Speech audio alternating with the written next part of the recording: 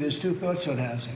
You have a lot of people have housing that because we have such a strong time and such a strong market, their houses are very valuable. It's a big part of their net worth. I don't want to knock those numbers down because I want them to continue to have a big value for their house. At the same time, I want to make it possible for young people out there and other people to buy housing. In a way, they're at conflict. In other words, you create a lot of housing all of a sudden and it drives the housing prices down. So that's the president on video saying the quiet part out loud. I don't really think he was supposed to say that. I don't think I've ever heard another politician say that. And relax, this video is not about him. It's about what he said. It's about the fact that what he said is one of the biggest problems at the core of the entire economy that almost never actually gets addressed. Housing has become completely unaffordable, and you cannot make housing more affordable without knocking home prices down.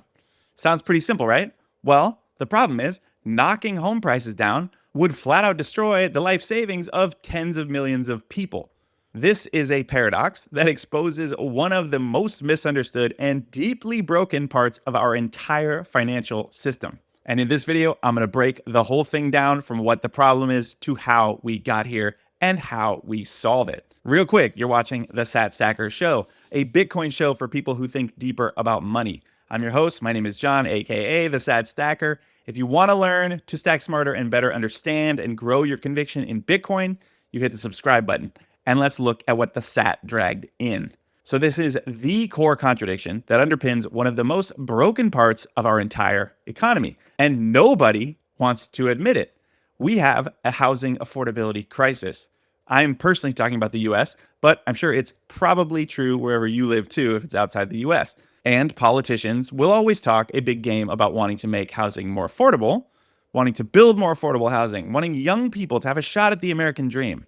But, of course, it's all complete bullshit. They don't actually want that at all. I happen to have an economics degree, but you definitely don't need one to see the problem. Homes getting more affordable is the exact same thing as home prices falling. The only people who want home prices to fall are people who don't own homes yet. And who doesn't own homes? Basically, young people and poor people. Now, these days, more and more of the middle class too, which we'll get to. But think about it. Who owns real estate? A whole lot of old people and a whole lot of rich people. Which of these two opposing demographic groups do you think has more influence and political power? The young and the poor or the old and the rich? And which of those two demographics do you think most politicians fall into? Take one example, the guy you just heard from, Donald Trump, the president of the United States, is a freaking real estate guy. You think he wants real estate prices to come down? Of course he doesn't. He is absolutely clamoring for the Fed to cut interest rates. Do you think cutting interest rates makes homes more affordable? If you do think that, then you've been sold a complete lie, which I'm about to expose. If home prices rise, the net worth of the politicians, the boomers, the rich, the wealthy, the powerful, basically everyone who has real political capital and influence in society, and also just millions and millions of other normal Americans whose net worth is tied up in their house, their net worth goes up. And if home prices fall, all those people are totally pissed. To be fair, it's not just rich people who own real estate, but the problem is that even for the vast majority of normal people who are homeowners, the majority of their net worth is in their home. That's partly why home prices falling is now quite literally a structural risk to the entire economy. And I'll explain what that means in just a minute. But first, we have to explain how the heck we got here in the first place. Yes, I understand that not every single home price goes up linearly in a perfect straight line. For certain parts of the country or certain short periods of time, home prices do fluctuate temporarily. I know that.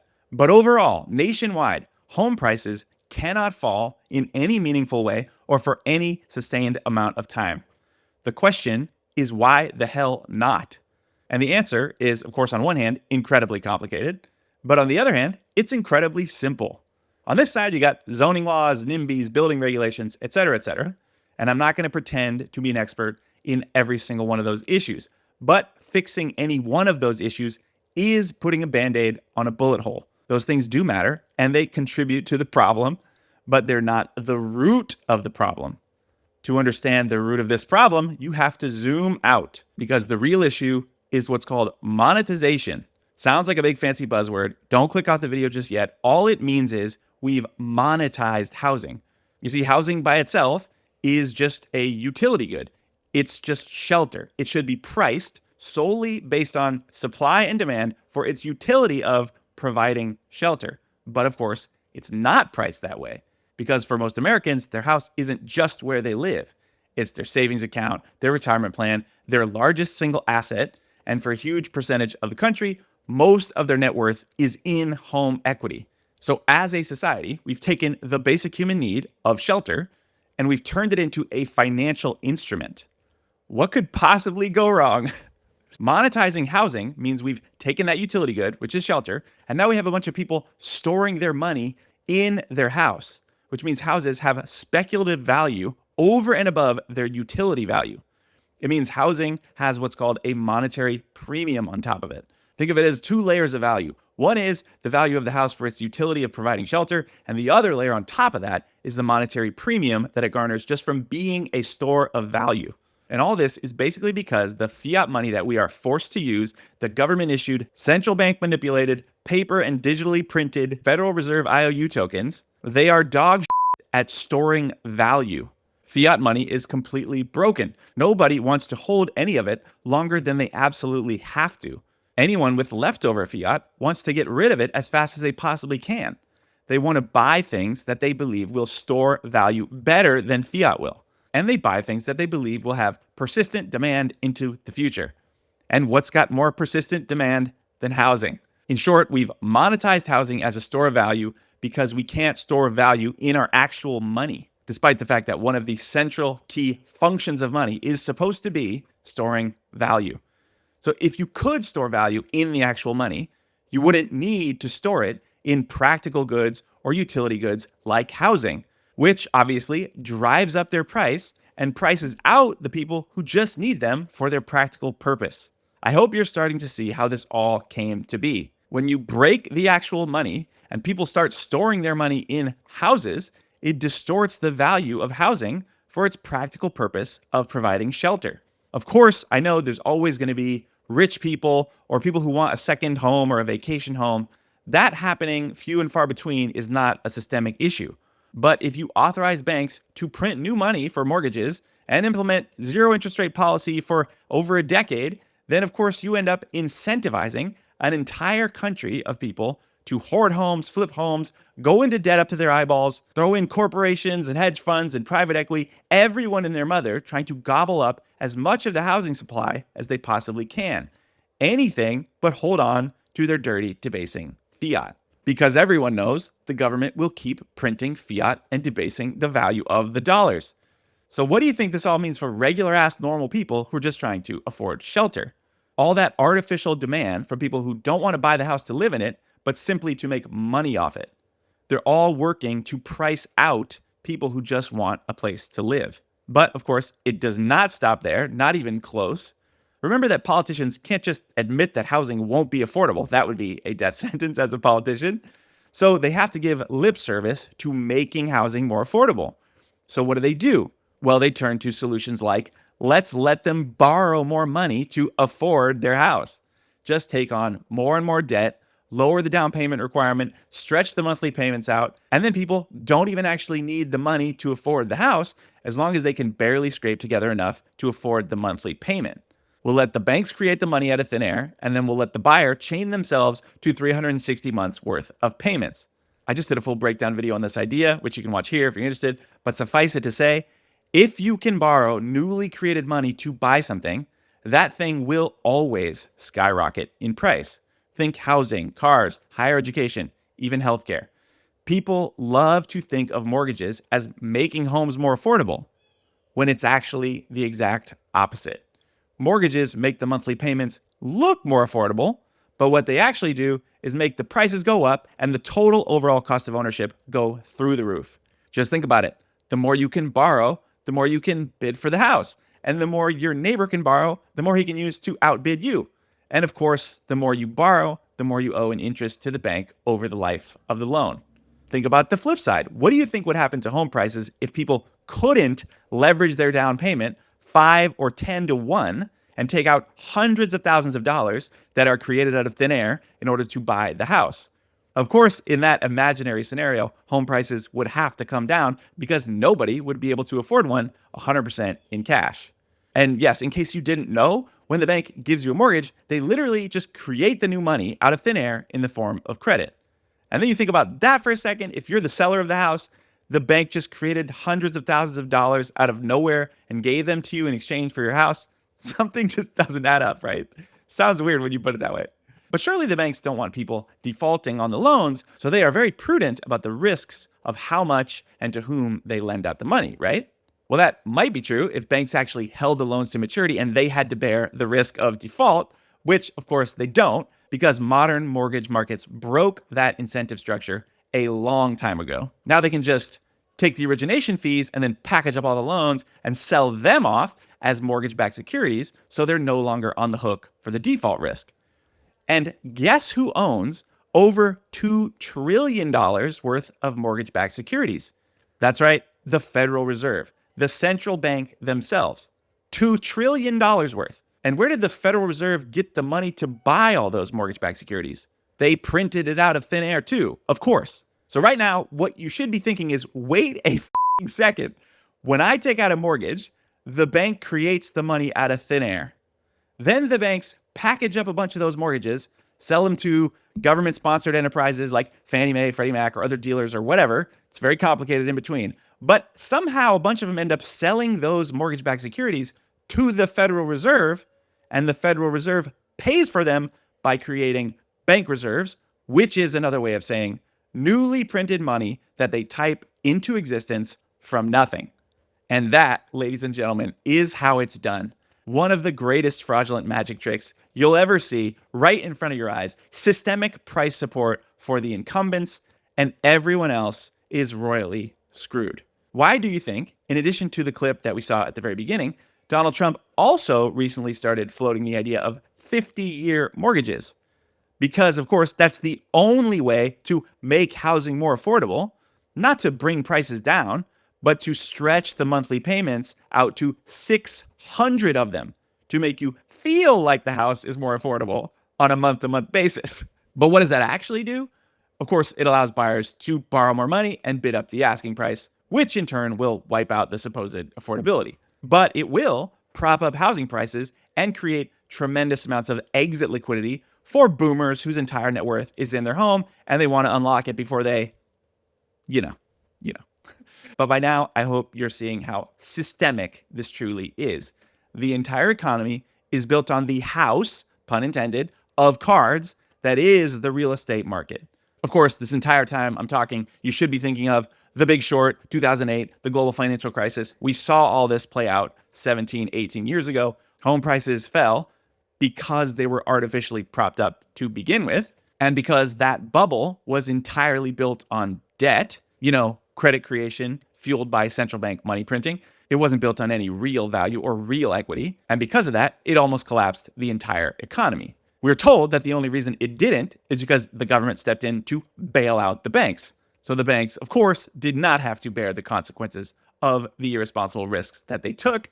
And again, the government conjured about $800 billion of newly printed money out of thin air in order to bail them out. So, of course, the lesson that the banks and the government and everybody learned from that was don't overinflate housing because of the systemic risk that it poses, right? No, of course, that's not the lesson they learned. The lesson they learned was never let housing fall again. Think about the logic of what just happened. They inflated an artificial bubble in housing, and when it burst, they went to zero interest rates for 7 straight years, basically artificially held rates near zero for 15 years, which reminds me of a little thing that happened in the 1920s, where there was tremendous credit expansion fueled by central bank money printing that caused the bubble that led up to the Great Depression when it popped in 1929. And to this day, some Keynesian economists will tell you the Depression was the fault of the gold standard because the gold standard didn't allow for the ability to print more money, because we need to be able to print more money in order to respond to these types of crises. Those crises that we caused with too much money printing and loose credit in the first place. Because in the twisted world of the Keynesians, the cure for the drug overdose is always more drugs. So here we are in 2026. This is probably coming out on New Year's Day. Happy New Year. The housing market and the banks were already too big to fail in 2008. And now even the president admits it's way too big to fail today. In the US, there are something like 70 to 75 million baby boomers alive today, and they hold about $20 trillion of residential real estate. It's about 40% of all US real estate wealth.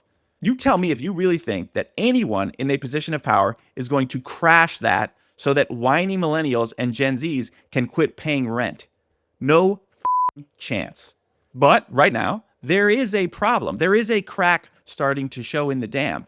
There's recent data from 2025 that shows there are 530,000 more sellers than buyers in the housing market, the largest gap ever recorded.